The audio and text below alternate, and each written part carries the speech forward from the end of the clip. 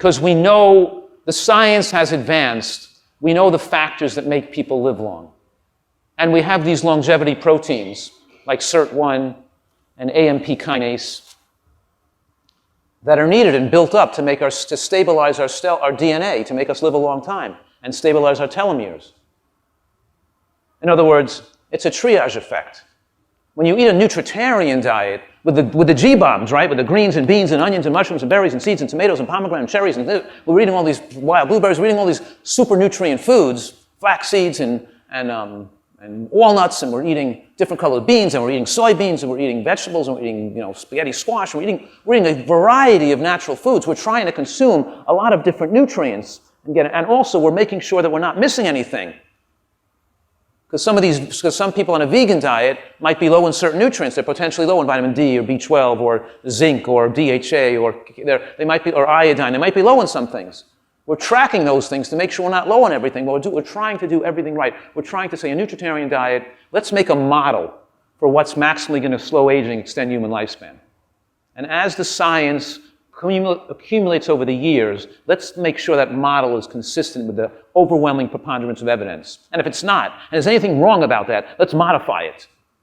It's not based on ego or a religion.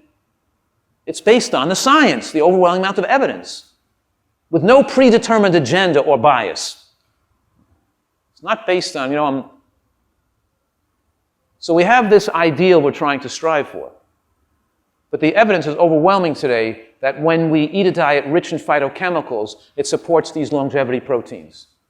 When we eat less calories, it supports these longevity proteins. When we exercise, it supports these longevity proteins. And with all cases of cancer, mTOR is activated, is 100% activated. And how do you activate mTOR? So mTOR is always high in all cases of cancer. So what I'm saying is that as MP kinase goes low, mTOR goes high, and as mTOR goes down, AMP kinase goes up, right? So how do we activate mTOR if we want to get cancer? More animal protein, more calories, more high glycemic foods. Got that? More sugar, more honey, more maple syrup, more calories, more meat, more fish, more eggs, more egg whites, more chicken whites. Chicken whites, is that a word?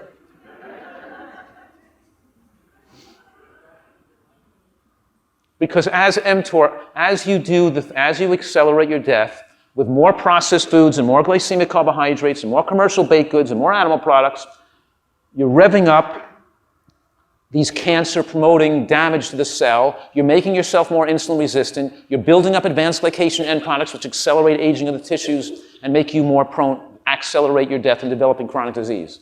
You can take your choice, which way you want to go. You can tune your body, and we can triage those nutrients to where we want them to be used.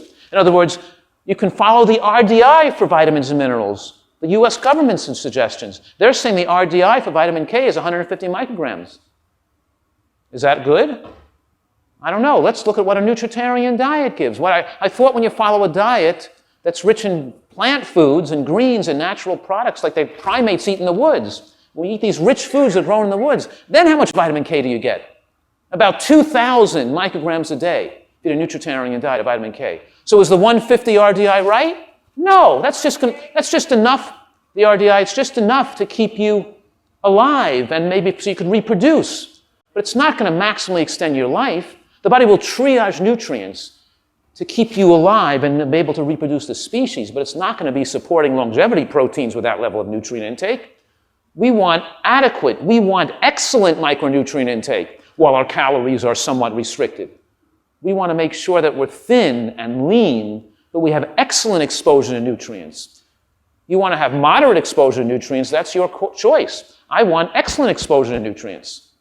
For me, I understand that a nutritarian understands that their health is the result of the quality of what they put in their body. If you think it doesn't matter, that it's just as good to just live on a potato diet, go ahead, try it out. It's kind of stupid to think that you're going to live on just rice or just potato and you're going to be as healthy as having a rich source of anti-cancer nutrients with foods that have been shown in scientific studies to prevent cancer, extend lifespan, and get the broad spectrum of better penetration of phytochemicals and antioxidants. Phytochemicals and antioxidants prevent free radical formation, accelerate the body's ability to remove toxins, and enhance longevity. And an excellent amount is better. Not more than what food gives us, but what good food gives us when it's grown in good soil. Good food grown in good soil because it's the right amount of nutrients. Doesn't that make sense to you? So this is redundant a little bit. I'll scan through these slides pretty quickly. That all the major studies that go on for many decades show that nuts and seeds in the diet dramatically reduce all-cause mortality. And not just reduce mortality by a little bit, reduce death by a lot. For example, Physicians' Health Study, 21,000 physicians followed for 17 years. 60% reduction in sudden cardiac death for physicians eating nuts and seeds more than 3 times a week. 60% reduction in sudden cardiac death. Dramatic reduction. Was that an anomaly? Was that the only study? Was only the studies supported by the nut companies, the ones that show positive effects, or the ones that weren't? And does the fact that some money from a nut company gives some to the study participants, to the researchers, does that make us disavow the study completely? And it's worthless information? Whether the nut company, the guy who was getting money from the nut company must have been shooting those people and dead with a machine gun or something. I don't know, but I guess they would have known that then. He must have been poisoning them with some like hidden poison.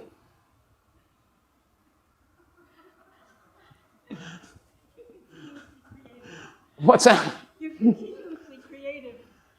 You had to be really creative to kill off these people, to kill all these people not needing nuts. I don't know what they do. It's just amazing, the insanity going on in the nutritional world today. Isn't it amazing? Why isn't, we had a panel here last night, which was so lovely.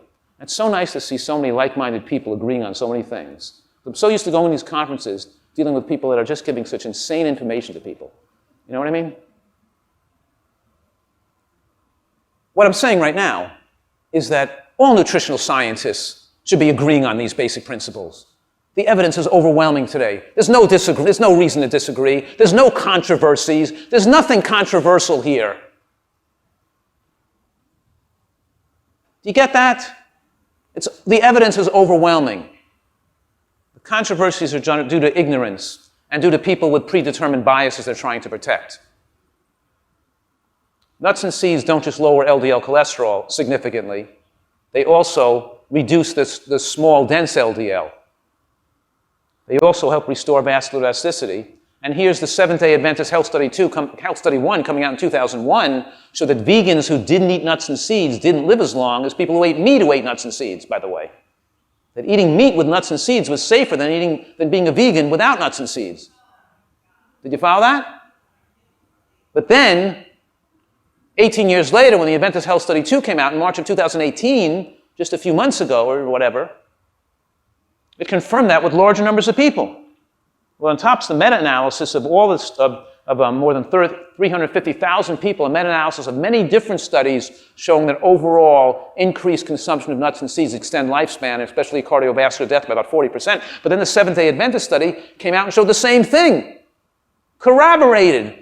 One study after another, after another, after another corroborates the same information. What do we have to do to knock these people into the heads, into the sand, knock them over the head with a sledgehammer or something? With a nutcracker. Put their head in a nutcracker.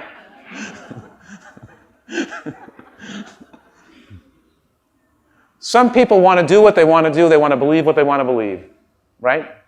What could you do? The unfortunate part, and the nut companies should be giving me money on this. I mean, they should be paying my salary or something, don't you think? I don't get a penny, but they deserve. And the kale manufacturers, when I put the Andy score in Whole Foods manufacturer, the kale consumption went up by 1,000%, people buying kale. Did I get a penny from thanks to those kale manufacturers? Not one penny. But my motivation is just to tell people, don't screw yourself up with bad advice, because people die from bad advice. This bad advice you're getting from the vegan community, too, is killing people needlessly. And that is not good when people die needlessly. I'm not, I'm just doing what a person's supposed to do, to fight advice that's not optimal. You got to stand up to that. And I'm attacked and blackballed and all this stuff. Can't speak at vegan conferences or what. They're trying to, they whatever it is, because they want to protect their territory. You follow me? Really ugly. What's that? Can't hear you. No, it's not about the money. I don't agree with that. It's about ego. It's about protecting people's egos. People can't admit they can't change their advice and revamp their pro and change their wrong. Compared to Dr. Dean Ornish, who changed his diet when all these studies came out with nuts and seeds. He was saying no nuts and seeds back then, but now he's putting them in his diet because he realized the evidence is overwhelming, there's some benefit for him, so his ego did not interfere with him modifying his program. Did you follow that? Right. So that's some reason to respect a historical figure in this field of lifestyle medicine, like Dean Ornish, who modified it as more information came out. So let's look at nuts and seeds versus olive oil. Because you know that olive oil must be the healthiest thing, because in the Mediterranean diet, the one that's rated by the news and U.S. News and World Report as the #1 diet, the Mediterranean diet. That's what we all should be eating. More oil, more pizza. Olive oil and pizza, isn't that Mediterranean? And pasta and spaghetti and meatballs? I thought that's Mediterranean. What is Mediterranean anyway? It's like the idea of like the studies that are so stupid, like a multivitamin or that you see on the magazine. Are multivitamins good or bad? Well, that's a stupid question. Because there's like 30 different ingredients. Some ingredients may be bad and some ingredients may be good. And who are you giving it to? A person deficient in vitamin D or a person who has adequate vitamin D or a person who needs to be... The whole thing is, the point is folic acid might be bad, but the zinc may be good, and this may be... You can't study the whole multivitamin. There's too many variables there. You got to study each individual variable and study each one in its own study and then see. You can't make a study on all those variables together. The same thing is true here with the Mediterranean diet. If it's somewhat better, is it what was good about it? The tomato sauce or the pasta? Or the pizza, or the olive oil. Obviously, we know that tomato sauce is a healthy food, and when you cook tomatoes, it increases the penetration of lycopene, and that's really good for us. And a diet with more tomato sauce has beneficial effects to a diet without tomato sauce. That's probably the best part about a Mediterranean diet that's healthy and causing the benefits are they're eating tomato sauce. Of course, I've been in some segments of Italy where they don't even serve any tomato sauce. It's only part of the Mediterranean where they serve tomato sauce. Nevertheless, let's look at olive oil and nuts and seeds. Because sure, when you cut out butter and you eat more olive oil, the studies show that people eating less butter and more olive oil lower risk of heart attacks by 10%. That's significant. Olive oil is better than butter. Don't put butter on your white bread.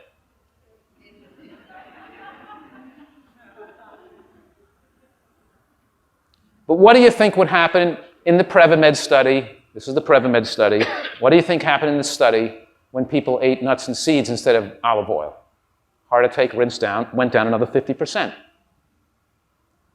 It doesn't matter that some Mediterranean areas have lower heart attack rates than America. That's almost irrelevant, because you shouldn't have any heart attacks. You should wipe out heart attacks. No such thing in heart attacks in people eating a healthy diet. People on a nutritarian diet have no heart attacks. But a nutritarian diet can't be the one rated #1 by U.S. World News Report. Who are they to rate diets anyway? Because they're basing it on popularity, acceptability, whatever, I don't know what people...